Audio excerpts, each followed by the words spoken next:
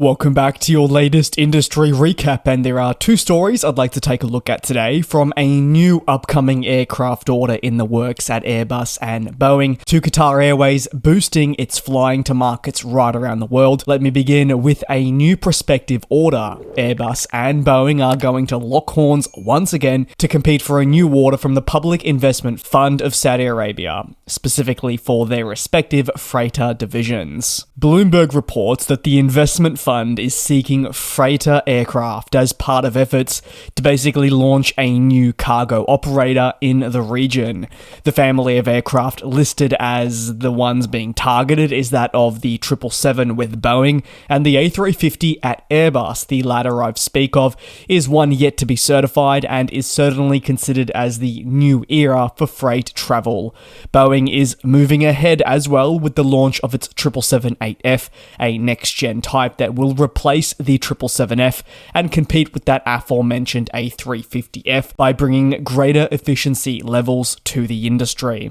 However, one thing that the American plane maker does have up on Airbus is the 777F. No, that's not the -8F, just the base 777F. This current model has fantastic availability and can be a preferred option sooner rather than later if required. And a lot of this plane being the preferred option does stem from the availability. The 777F is now readily available for freight operators right around the world that require additional fresh capacity sooner rather than later. See, the thing is, if these customers can't wait many years and, say, deal with the uncertainty around certification of next-gen planes, then the already flying freighter in the 777 will be deemed the best option. A new purchase from Saudi Arabia is a significant commitment in the region once more, where a lot of focus has been placed on growth, boosting the likes of tourism, trade, and obviously, can't forget, the economy, which is all intertwined. Once ordered, these freighter aircraft would serve new freight divisions at the upcoming Riyadh Air. Remember, this an airline I've spoken of highly, but still hasn't launched passenger flights. It really shows you what the kingdom is looking to achieve, and also the freighter aircraft would likely head to the already present Saudia. Onlookers have strong thoughts on the development in this region and specifically focusing in on the aviation sector, as I'm sure you will watching today. And whether you believe the hefty amounts of, say, cash being injected into existing and new airlines with regards to planes will genuinely pan out as intended. The kingdom believes air travel is a way to boost key elements of trade, economy, and other aforementioned things. Still, some remain hesitant if all of this will be a success and not just really outlandish spending. You can let me know your thoughts down below, as well as what you think would be the preferred option with regards to new aircraft. Staying in the Middle East, but moving to neighbouring Qatar Airways, and they're ramping up their flights into key global markets to what they say meet increased demand. Arguably the most prominent change, or at least the one that has attracted the most headlines, is the airlines flying towards London, with increased flights achieved through the transfer of slots. That's right, you can expect from the 27th of October this year, Qatar Airways will increase its flying to London Heathrow from 49 flights per week up to 56, thus offering 42,000 seats each way every single week. The business partner of Qatar in British Airways, we know, also completes service between Heathrow and Doha. In total, you'll see 10 daily flights between the key locations. Quite a staggering feat, if I do say so myself. The flight numbers designated for the new service, which will have an afternoon arrival and departure in London, are QR109, QR110, or 110.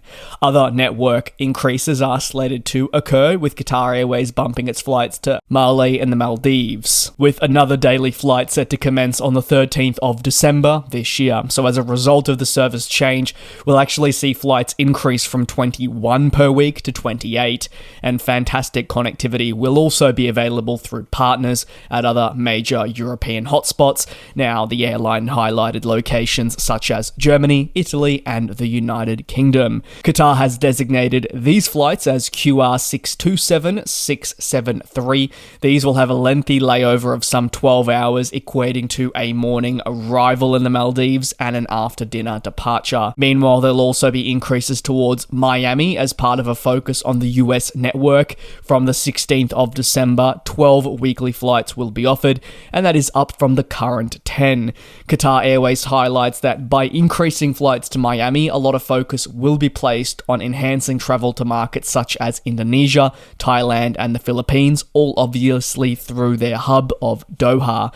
This will operate as QR 781, 782, arriving into Miami at 9:50 in the morning before actually jetting off at 11:30 p.m. Lastly, Qatar Airways has plans from early 2025, precisely on Valentine's Day, to increase flying to Tokyo Narita, with 11 weekly flights, up from the previous 7. These significant expansion efforts are all part of the company's broader response to growing demand across key markets, and they believe to be able to meet this, they need to boost their flying into several locations. The industry, we know, is highly competitive, and especially in the Middle East, when you have neighboring kingdoms such as Saudi Arabia looking to significantly boost airlines' fleets and thus route network. So for Qatar Airways to maintain a high level of market share in the region and on a global scale, these adjustments are deemed to be necessary. Thanks a lot for watching, take care, be safe, and your latest industry recap will be live tomorrow, same place, same time. So until then, take care, be safe, and thanks for watching. And we'll fly.